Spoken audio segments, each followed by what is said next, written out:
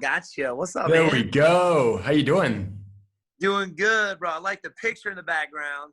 Thank you very much, man. Biggie Smalls and the I proud have Biggie, Australian flag. baby. Where are you at right now? Perth, Australia. So Western Australia. No way. That's Yeah, awesome, man. man. What time is it there? It's 5:30 a.m. So it's quite an early one. It's like Pretty you've been early. awake for hours. I would have been awake like 5 minutes before I had to get on. I must have woke up about 30 minutes ago.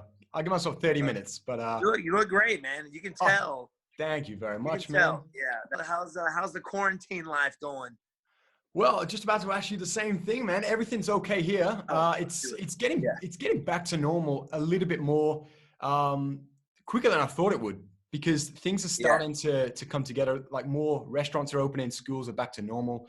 Uh, Everything's pretty much gone back to the way things were. I think it's slowly easing into the bars and clubs type thing, but it's Yeah. okay in terms of numbers. How's everything over there? Same, man. Same. Slowly but surely. So we opened up 2 weeks ago. We got the okay from the governor's office to open up because the martial arts schools is kind of in a gray area. We weren't considered a gym, so we opened back up. We got a 20,000 square foot facility, so we're allowed like 110 people in the gym. Of course, we got to follow the guidelines, but we're back at it, man. I'm working now more than I was before because we've added on class size. We have about 750 students, so we can't have a lot of those people in at the same time. It's just too many, so we've added classes during the day. Kids are out of school. So I'm working more, man, like crazy. In terms of training, your personal life, everything, is it just a bit more busy with all this going on? Oh yeah, oh yeah, because that's what we Oh, do for a living here. My family runs a gym, a martial arts school. We've been here for 37 years. We have grandkids of grandparents that had taken from us. So 3 generations have been through our school. It's pretty crazy, pretty cool. So yeah, man, it's we stay busy with it. We stay busy for sure. and when things are back to normal, say, take it back a few months ago, what is your daily routine? What's a day in the life of Stephen Thompson? Well, it really depends during camp or out of camp. So during camp, I get up in the morning. I get up a lot earlier in the morning. I'll have my first training session around 9 o'clock. It's about an hour training session. Then, my family runs the school, so I'll do work around the school, clean the school up. I'll teach a class at noon, and either I teach a class at noon or I train again at noon. So I'll have wrestling, depending on what day it is. And then from 2 o'clock to about 3:30, I pick up kids from school in a bus. That's right. I seen So the video. Yeah. program, have you seen that? Yeah, I did. After school program. That's like my favorite time of the day. I love it, man. I love doing That's that. awesome. And then from 4 o'clock to about 8 o'clock, I'm teaching classes, and then 8 to 9, I train again. So depending on Wow. what day it is, I'll train 2 to 3 times a day, and on top of that, I'm working. Yeah. Your accolades as a mixed martial artist, I've got to say, are absolutely unbelievable. Next to none. You're a 5-time world champion kickboxer, record of 58-0, amateur record of 37-0, a 5th dan black belt in karate, first dan in jiu-jitsu, black belt in American kickboxing, and that's not even naming them all. That's naming a few. How did you manage to balance out all those achievements and balance out life so well over the years? Well, the martial arts is my life. That's what a lot of people ask me, and they don't understand. Like, I grew up in a house full of martial artists. My dad fought back in the 70s and 80s. My sister fought before me. She was my inspiration to start competing. So yeah, man, I mean, my dad opened up his school in 1983, the year I was born, martial arts school. And I grew up, I was a dojo rat is what we call them. I was a dojo rat in the gym. I lived, slept, ate there, man. I was there all the time. That's where I lived. So, in living there as a kid, I hated it. I did not want to do karate. All my friends were doing football and other sports. But my dad knew what the martial arts would do for me that other sports wouldn't. It taught me that modesty, that courtesy, integrity, that self-control, perseverance, shows that indomitable spirit, and that's why I love teaching today. I love to give that back. So yeah, man, I started karate when I was 3. Started my full contact training at the age of 12 because my sister fought kickboxing. I started being her sparring partner. She kicked my butt for years. And had my first fight when I was 15 years old, and did kickboxing up until I I think it was 2005. I ended up tearing every ligament in my left leg, and I was out for 3 years. But in doing that, I was training with guys like George St. Pierre. Through George, I was training with Rashad Evans, Nate Marquardt. And then, I was looking for a management. So I went to the Black House up in California. My brother-in-law, Carlos Machado, his brother, Higan Machado, who are just legends of the sports of Brazilian Jiu-Jitsu, knew those guys up there at Black House. So I trained with Anderson Silva, Lyoto Machida, and I didn't go with them because nobody spoke English. They all spoke Portuguese. So I was like, yeah, maybe that's not the team for me. But yeah, man, I came fairly late into the mixed martial arts game. I put wrestling and jiu-jitsu on the back burner because I was focused on kickboxing. But it was George St. Pierre who brought me in to help him out with his training camps, who kind of opened my eyes, and I found myself doing more jiu-jitsu and wrestling to be a better sparring partner for him. So yeah, man, I'm just been along for the ride ever since. And you said you had that injury in your left leg, you damaged a lot of ligaments. How did you manage with the recovery from that and sort of the rehab, getting back into sports again? I'm still doing my physical therapy every day on my knees. I've had 4 knee surgeries on my left and 2 on my right. And after that first one, I ended up injuring again like several months down the road, and they had to go back in and add more tissue to my ACL. They had to take more meniscus out. They had to repair some meniscus, which took I couldn't put any weight on that leg for 6 weeks. And it took a lifetime to get my thigh to where it was at that point. And it took only 6 weeks for my thigh to be as big as my calf. That's how much the muscles had atrophied. And that's what took so long to get back, was to try and gain that muscle back and the stabilization in that knee. And man, I had some of the best physical therapists helping me out for sure. And Absolutely. It took 3 years to do that.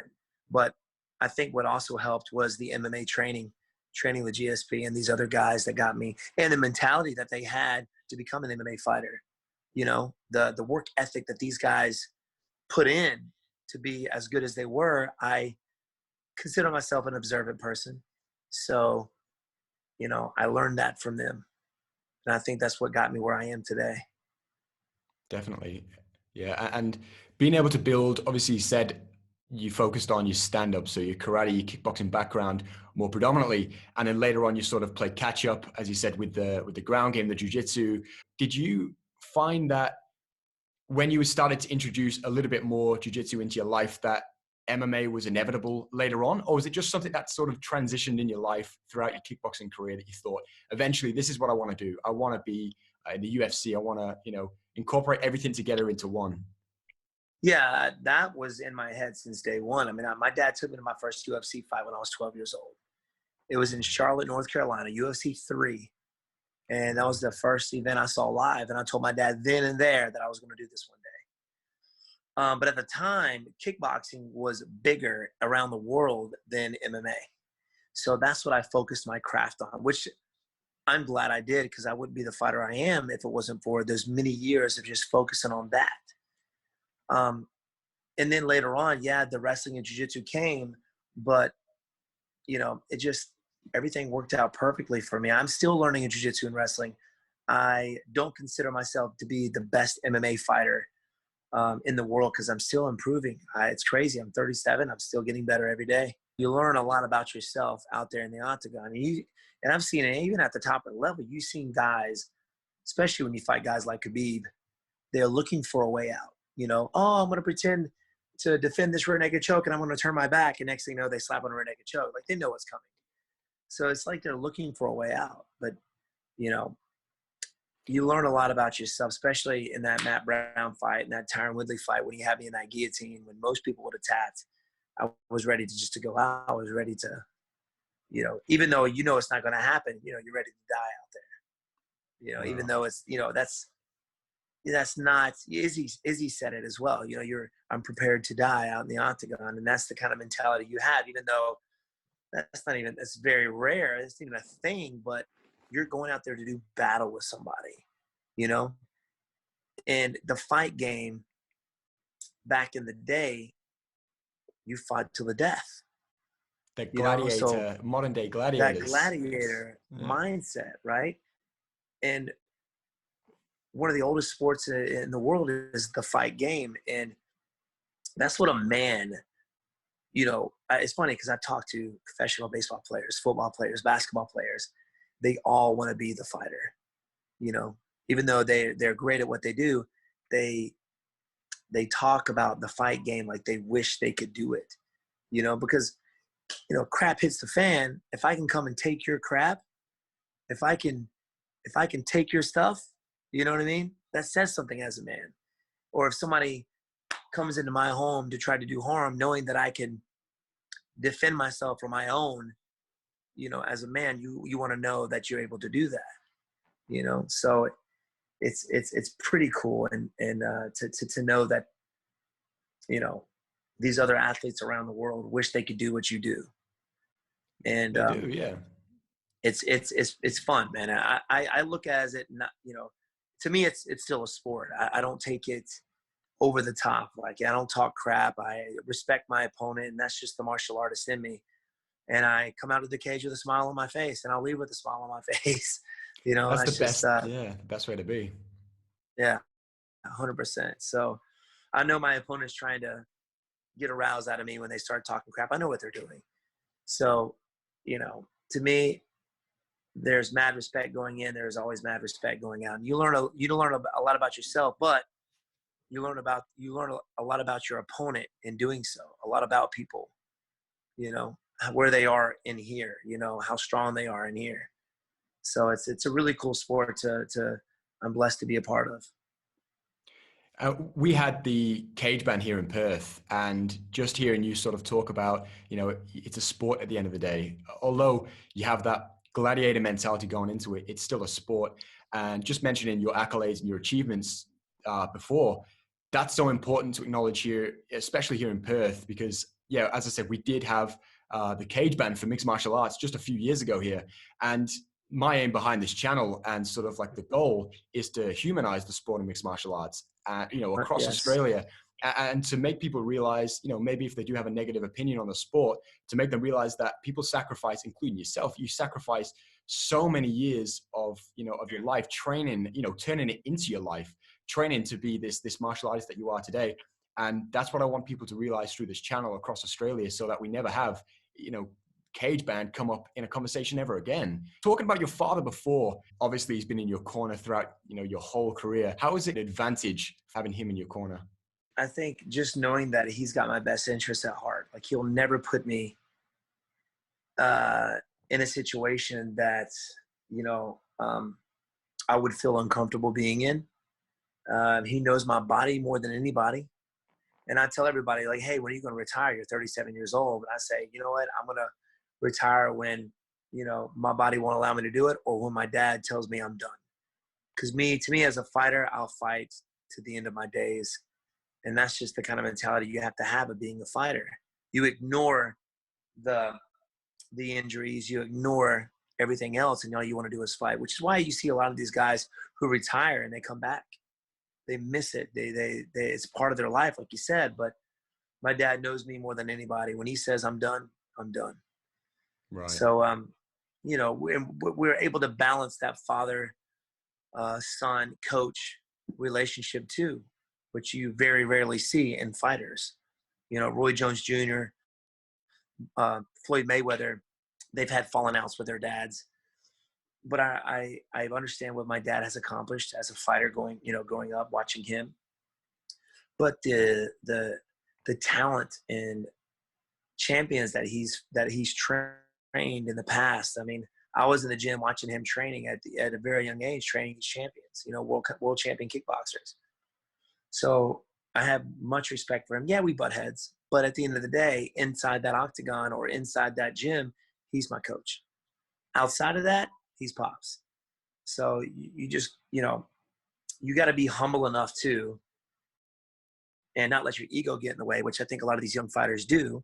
They think they know more than what their coaches or their dads have been through, and that's not the case. You may be making more money than they did, but it doesn't mean you know more, So I understand that. You've had almost 100 100 fights in your career? Close. Is it getting close? How many now in total have you had? Man. You've You know what? definitely That's a lost good question. count. I would have lost count. I have to go back and do that. I'll get my brother to do that. He's the stat guy. My brother, like Right. I fight for a living, and train all the time. So to be honest with you, I very rarely watch the fights. I very rarely keep up. Only the people that I keep up with are the people I'm fans of. But my brother and my dad, they immerse themselves in the fight world. They know more stuff about it and people's stats and names than I would ever be a part of, or ever know. But yeah, man, it's I'll have to ask them for sure. I'll have to ask them what the numbers are. Out of all the fights that you have had, what is the one that stands out the most that's your favorite? And also, what's the one you've learned the most from? Wow, my favorite. Well, I think I kind of touched on that a little bit. My favorite fights are not necessarily the ones that I've won, but the ones that I learned more about myself in that fight. So, like when I fought Matt Brown, the worst weight cut ever. Made the weight, but 30 seconds in the first round, I was done. My body was giving out on me. My spirit was there. My heart was there to keep going. We ended up getting, I think, we were up for fight of the night that night. And I was put in I wasn't just fighting Matt Brown. I was fighting myself too, and the fatigue in my body.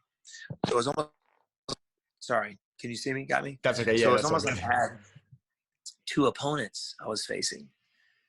But the fact that I didn't give up and kept on going, and those fights that I learned more about myself in are the ones I love the most.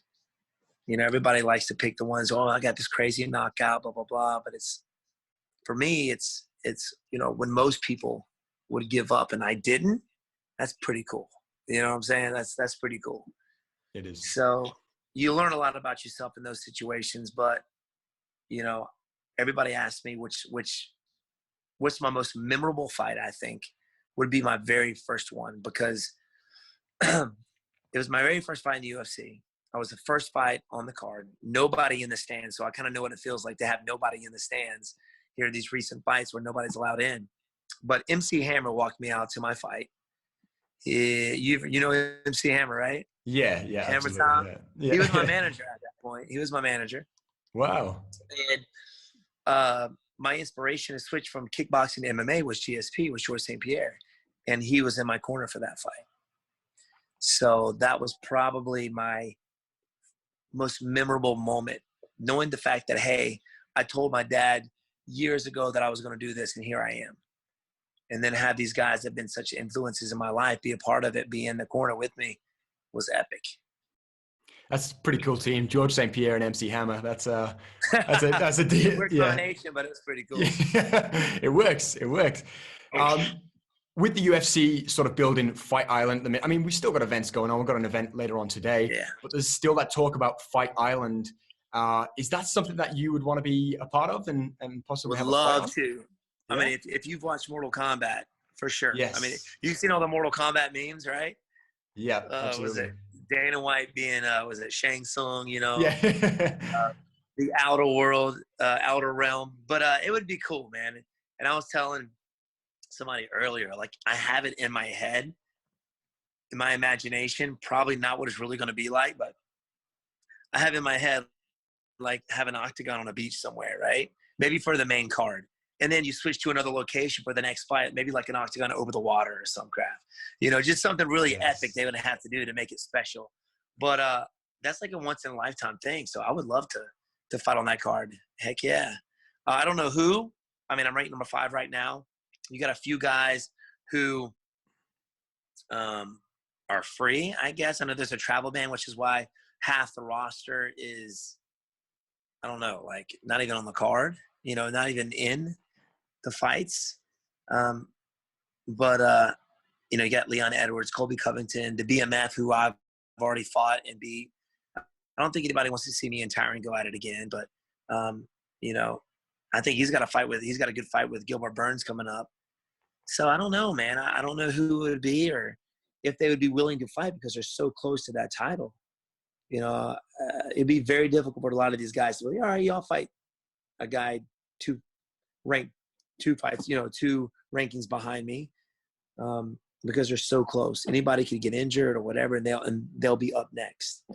So I think, from what I hear, it might be Masvidal and Usman, but let's say one of those guys get injured, they may call upon Leon Edwards, who I think should be fighting for the title over everybody else because he's on a 9-fight winning streak.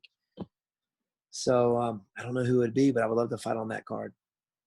Definitely. But if it happens, if it's even a thing, Dana says it is, but I've chatted to some people close to him, and they don't even know anything. They don't know any details or anything? Yeah, no details. They think it's a myth, you know? It sounds too good to be true. I don't know. I mean, it does. I hope it's real. I really do, because that would be, as you said, it'd be epic.